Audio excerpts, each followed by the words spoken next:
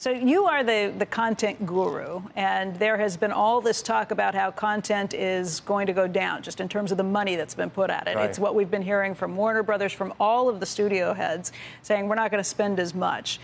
You provide a counterfactual to that. What are you seeing? Well, if you saw, everybody said they're going to make cuts. Disney most recently, actually, Netflix went through it.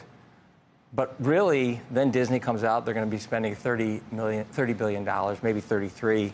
Netflix says they're going to stay at the $17 billion, maybe even go up based on subs. They're adding AVOD services. There's no indication in any of these cuts that they're going down in content spend.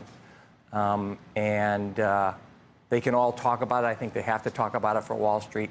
But in reality, people are coming to their services for new content, movies, television, documentary, and sports. They're staying there. At Amazon, it's sticky because of Thursday Night Football right now. They'll talk about it. Maybe their ad spends are getting a little bit less, but I think they're just learning that as they move into Thursday. And across the board, you have, Paramount went from $2 billion to $6 billion. You got Roku coming in.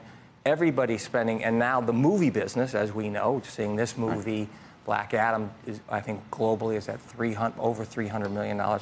The movie business is actually back too at the theaters. So there's no indication that there's a less spend. There's actually just more buyers. Plus, all the buyers on the linear side and the SVOD side, these like Disney, like a Warner Brothers, like they have to defend the old system while moving into the new system. And then you have the Netflix and Amazon and Apple sitting there spending against them too. So you have about 7 or 8 buyers plus the traditional movie business. There's no chance that spending is going down. Your revenue was up in your earnings last week, and I guess that's proof of it. What about the stuff that you're negotiating right now? Is there any sign that there's it has to be a storyline that at least they bring when they're trying to renegotiate things. Saying, I think there's a storyline for you guys and maybe for the street.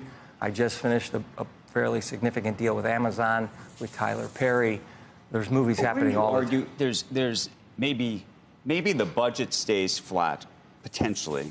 But the budgets are flat. Okay, but let's say less overall new content. Maybe they're going to spend more on certain packages.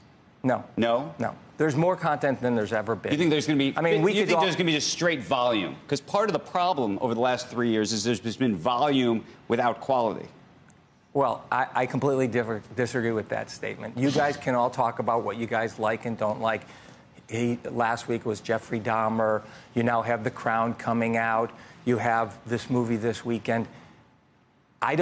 You might not like everything, but you have your things that you like, and you can all go around. We have about 5 or 6 things that we're watching all at once. No, I don't. Okay.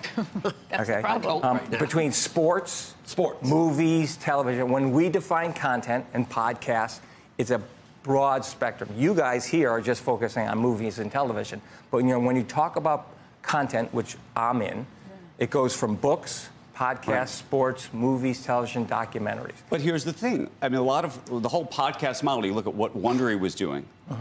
They on a limited, the whole idea was we may lose money actually making the podcast itself, but for it to work, we have to then sell it off to Netflix or somebody else to actually and get a TV show out of it. That's how. And in an environment where that is harder to do, it changes the dynamic on the podcast. You're seeing it. I've had those conversations with people. I would say to you... You've never heard what I'm talking about? I would say to you, as I've just finished up a Rachel Maddow podcast, I'm in negotiation with possibly 2 major writers to make it into a movie. We've just finished over this quarter, over, I think it's $100 million in podcast deals. I appreciate you're talking about it from the buying side of the community. I sit, not that this is about me, I'm just talking in general, on the selling side of the equation. The business has never been better.